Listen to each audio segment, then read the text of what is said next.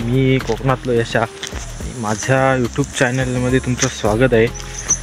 तर मंडळी, माझं जे यूट्यूब चॅनल आहे त्यामध्ये तुम्हाला ज्या प्रकारचे व्हिडिओ म्हणजे कोकणातील ज्या काही परंपरा आहेत त्यांचे मला जेवढी माहिती असेल तेवढे व्हिडिओ मी माझ्या यूट्यूब चॅनलवरती टाकत जाईल।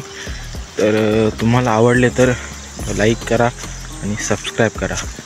तर मंडळी, आजचा व्हिडिओ आपला आहे तो आपल्या कोकणातील एक परंपरा म्हणजे म्हाळ त्याच्या संदर्भात आहे। तर त्याची पूर्ण तयारी वगैरे कशी असते ते तुम्हाला सांगणार आहे मी। तर मंडळी, आपली पहिली तयारी चालू होती ती आपल्या बाजार घेण्यापासून चालू होती। तर ज्या काही आपल्या कडधान्य किंवा भाजीपाला वगैरे लागतो तो, त्यानंतर दुसरं काम म्हणजे आपली केळीची पानं कापणे। आपण आपल्या कोकणात केळी मोठ्या प्रमाणावर असतात, त्यामुळे आपण पत्र वगैरे वापरत नाही या अशा कामांसाठी, केळीच वापरतो। तर त्याच केळींची पानं वगैरे पुसायचं वगैरे काम आपण आपल्याच हाती होतं। तर तेच केळीची पानं वगैरे आपण कापत होतो। तर तेच काम चालू झालं होतं आपल्या केळीची पानं पुसण्यापासून।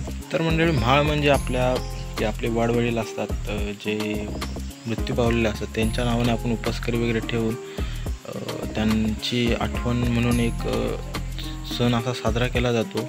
आणि मंडळी, जे आपलं जेवण वगैरे असतं ते जेवण मंडळी आपल्या वाडीतल्याच बायका वगैरे सगळ्या मिळून करत असतात। त्यामध्ये विविध प्रकारच्या भाज्या वगैरे, त्यानंतर वडे, असं सगळंच पूर्ण टोटल जेवण जे असतं ते आपल्या वाडीतल्याच बायका मिळून करत असतात।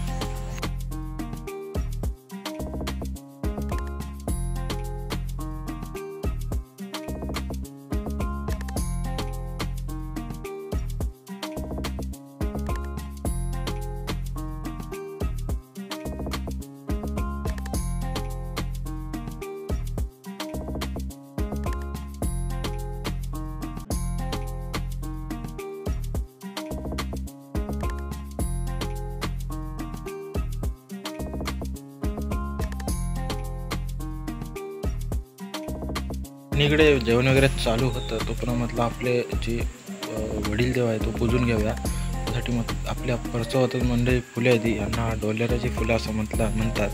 तर तीच आपण काढायला निघालो होतो। ती फुले वगैरे आपण काढून घेतली, आपण आपला देवपूजाला चालू केला।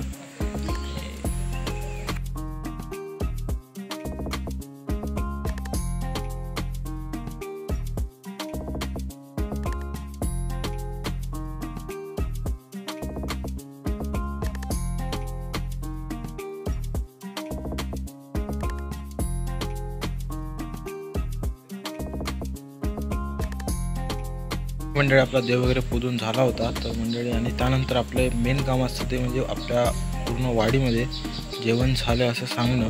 तर तेच करायला आपण निघालो होतो।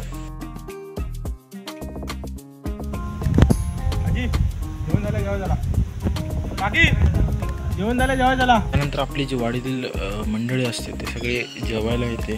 तर त्यांना वगैरे जेवण वगैरे वाढलं। मंडळी, व्हिडिओ आवडला असेल तर लाईक करा आणि सबस्क्राईब करायला विसरू नका।